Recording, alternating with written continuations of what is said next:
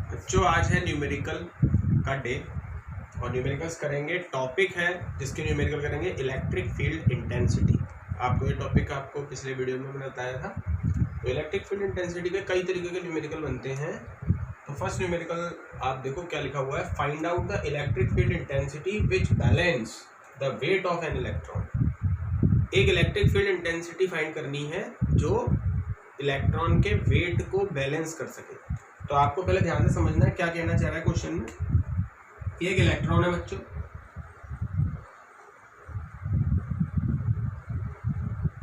अब इस इलेक्ट्रॉन पर जनरली क्या फोर्स लग रहा है, वेट लग रहा है इसका, जो कि mg होता है।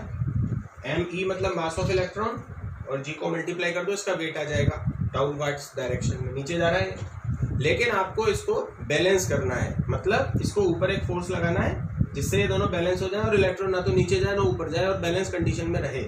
तो ऊपर अब आपको इलेक्ट्रिक फील्ड इंटेंसिटी का फोर्स लगाना है। इलेक्ट्रिक फील्ड इंटेंसिटी जो फोर्स लगाती है वो QE होता है। तो आपको बैलेंस करने के लिए, जैसे इलेक्ट्रॉन पर नेगेटिव चार्ज होता है तो आपको नीचे नेगेटिव की प्लेट और ऊपर पॉजिटिव की प्लेट लगानी पड़ेगी। तो अगर आपने ऊपर पॉजिटिव लगा दिया तो ये नेगेटिव ऊपर की तरफ फोर्स एक्सपीरियंस करेगा। अब ये जो मान लो कितना फोर्स एक्सपीरियंस करता है, ये याद रखना, इलेक्ट्रिक फील्ड हमेशा कितना फोर्स लगाता है, F = QE। ये फोर्स होता है इलेक्ट्रिक फील्ड का। तो इलेक्ट्रिक फील्ड ने अपवर्ड डायरेक्शन में फोर्स लगाया और मास इसका वेट था डाउनवर्ड्स में। बैलेंस जब होगा इन बैलेंस कंडीशन, अब इसको बैलेंस कर दो, तो बैलेंस कंडीशन में जो QE है वो वेट के इक्वल हो जाएगा, दोनों इक्वल हो जाएंगे, कट जाएंगे और टोटल फोर्स 0 हो जाएगा। इस कंडीशन में जो इलेक्ट्रिक फील्ड इंटेंसिटी होगी उसमें अपॉन में Q आ जाएगा। अब Q इलेक्ट्रॉन का चार्ज है तो हम इसको E भी लिख सकते हैं। यहाँ पे इलेक्ट्रॉन की बात कर रहे हैं तो Q की जगह हम E लिख सकते हैं। वैल्यू डाल दो, 9.1 × 10⁻31, G की वैल्यू 9.8 होती है, E 1.6 × 10⁻90। इसको जब आप सॉल्व कर लोगे तो आपके पास ये 5.57 × 10⁻11 न्यूटन पर कूलम होगा। इसको सॉल्व कर लेना। तो एक तो ये बेसिक क्वेश्चन बनता है कि वेट और इलेक्ट्रिक फील्ड जो फोर्स लगाता है वो दोनों को इक्वल करना है। तो इसका आपसे इलेक्ट्रिक फील्ड इंटेंसिटी फाइंड करवाई जाती है, इस फार्मूले से आप कर सकते हो। ठीक है, चार्ज भी कर सकते हो, कभी चार्ज करवाया जाए। तो बैलेंस का ये फार्मूला आपको अच्छी तरीके से लर्न होना चाहिए। ये हो गया आपका फर्स्ट, इसको देख लेना अच्छी तरीके से, सिंपल है, बेसिक क्वेश्चन है। सेकंड करते हैं। ये सेकंड क्वेश्चन है, देखो इसमें क्या है बच्चों, एक इक्विलेटरल ट्रायंगल दे रखा है साइड ए का, इक्विलेटरल ट्रायंगल साइड ए, और केवल 2 पॉइंट A और B पर 2 चार्ज हैं Q, दोनों का मैग्नीट्यूड सेम है। 2 चार्ज A और B पॉइंट पर रख रखे हैं। C पॉइंट पर इलेक्ट्रिक फील्ड फाइंड करवा रहा है आपसे। C पर कोई चार्ज नहीं है, C पर क्या फाइंड करना है, केवल इलेक्ट्रिक फील्ड। दोनों चार्ज मिलकर कितना इलेक्ट्रिक फील्ड C पर डेवलप करेंगे ये हमें फाइंड करना है।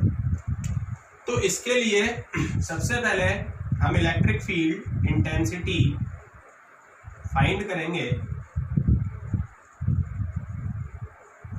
Eight point C due to Q charge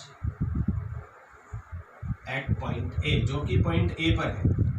ये Q चार्ज जो A पर है ये कितनी इलेक्ट्रिक फील्ड इंटेंसिटी देगा यहाँ, वो हम फाइंड करेंगे। इसको EA मान लेते हैं। ये याद रखना बच्चों, कौन सा चार्ज है, ये पॉजिटिव, और पॉजिटिव हमेशा बाहर की तरफ डेवलप करता है इलेक्ट्रिक फील्ड, आउटवर्ड्स डायरेक्शन में। तो इसी लाइन को आपको आगे बढ़ाना होता है और ये डायरेक्शन बाहर की तरफ शो करनी चाहिए। ये आपका EA हो गया। EA is the electric field intensity of this charge which is placed eight A point. तो EA अगर हम अब यहाँ से मैग्नीट्यूड निकालेंगे EA का तो देखते हैं क्या आएगा। EA = फार्मूला होता है इलेक्ट्रिक फील्ड इंटेंसिटी का, ये फार्मूला आपको यूज में लेना है। यहाँ लिख देता हूँ मैं, KQ/R²। पॉइंट चार्ज का फार्मूला है। जब आप न्यूमेरिकल करोगे और पॉइंट चार्ज दिया गया होगा तो इलेक्ट्रिक फील्ड का फार्मूला KQ/R² यूज में लेना है। तो अब ये कितना डेवलप करेगा इस पॉइंट पे, इस फार्मूले से हम निकालते हैं। EA = K, चार्ज है Q, डिस्टेंस Q की इस पॉइंट से जो डिस्टेंस है वो नीचे स्क्वायर में आती है, देखो इधर R², तो ये डिस्टेंस है A²। ये फर्स्ट इक्वेशन हो गई। इसकी डायरेक्शन आपने वहां डायग्राम में बना दी है। And due to Q charge which is placed at B point, जिसको बी पॉइंट पे आपने रखा है, ये भी क्यू चार्ज है, ये भी डेवलप करेगा इस पॉइंट पे इलेक्ट्रिक फील्ड, इसकी भी डायरेक्शन, क्योंकि ये भी पॉजिटिव है, ये भी कैसा चार्ज है, पॉजिटिव, तो ये भी आउटवर्ड्स डायरेक्शन में डेवलप करेगा। इसको मान लेते हैं ईबी। अच्छा बच्चों, ईबी का क्या फॉर्मूला होगा, वही होगा सेम, क्योंकि चार्ज क्यू है और इस चार्ज की डिस्टेंस भी ए है, के क्यू अपॉन ए स्क्वायर। तो हमें इक्वेशन 1 एंड 2 से पता चलता है, फ्रॉम इक्वेशन 1 एंड 2 क्या पता चलता है, E A is equal to E B. इसको हम मान लेते हैं ई, क्योंकि दोनों इक्वल है ना, तो दोनों को ई मान लिया और इसका फॉर्मूला भी लिख दिया के क्यू अपॉन ए स्क्वायर। थर्ड इक्वेशन बना दी। दोनों हमारे पास, बस डायरेक्शन अलग अलग है इनकी, लेकिन दोनों का मैग्नीट्यूड बिल्कुल सेम आ रहा है और इसको हमने ई, दोनों के मैग्नीट्यूड को एक मान लिया ई, और उसकी वैल्यू हमें पता ही है के क्यू अपॉन ए स्क्वायर। अब आती है बात बच्चों, किसी भी पॉइंट पर जब दो इलेक्ट्रिक फील्ड होते हैं तो उनका रिजल्टेंट कैसे निकालते हैं। तो जैसे आपने फोर्स का रिजल्टेंट निकाला था, आपने जैसे फोर्स का रिजल्टेंट निकाला था, वेक्टर सम करते हैं तो रिजल्टेंट मैग्नीट्यूड क्या आता है वो हमने देखा था। ऐसे ही इलेक्ट्रिक फील्ड का अगर हम रिजल्टेंट इलेक्ट्रिक फील्ड निकालें,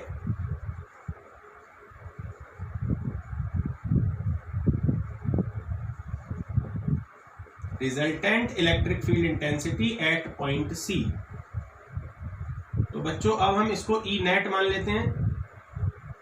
रूट दो हैं vector, E A square plus E B square plus 2a E B cos theta,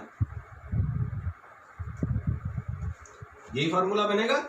अब बात आती है इनके बीच के एंगल की, तो कितना होगा बच्चों एंगल, ये इक्विलेटरल है तो ये 60 का है, वर्टिकली अपोजिट एंगल ये भी 60 का हो जाएगा।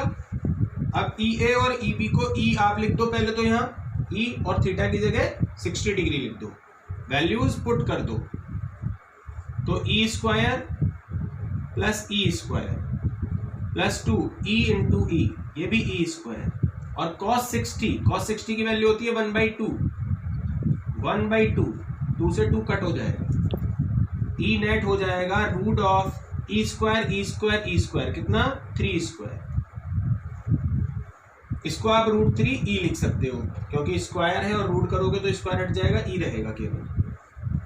E net is equal to √3 और ई की वैल्यू यहां से फर्स्ट इक्वेशन का यूज, थर्ड इक्वेशन का यूज करके के क्यू अपॉन ए स्क्वायर, ये ई नेट हमारे पास आ गया। इसकी डायरेक्शन अगर पूछी जाए तो क्योंकि दोनों इक्वल हैं, जब दो इक्वल होते हैं ना कोई भी वेक्टर, तो जो रिजल्टेंट वेक्टर होता है उसकी डायरेक्शन के बिल्कुल मिडिल से निकलती है, ये ई की डायरेक्शन हो जाएगी which is at 30 degree from E A.